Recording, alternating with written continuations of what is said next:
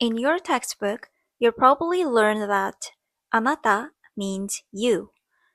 This is grammatically correct, but in daily natural conversations, Japanese people almost never use this word. Let's explore why. One reason is the distant. In Japanese, addressing someone as Anata can sound a bit impersonal or even cold.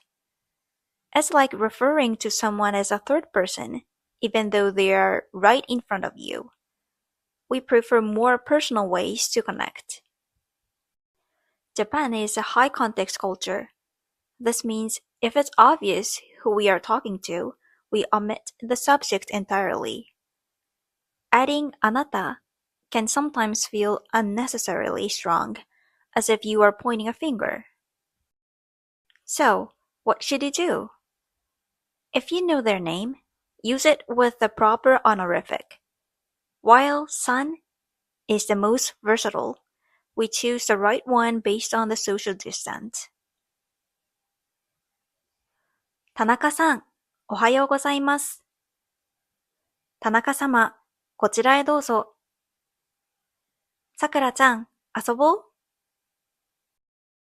What if you don't know their name?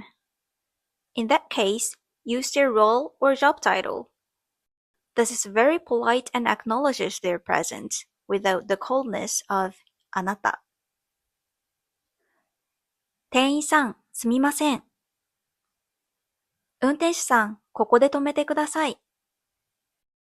Remember, omitting あなた isn't about hiding something. It's about creating a smooth and respectful flow. Try omitting the subject in your next conversation, and you will sound much more like a local.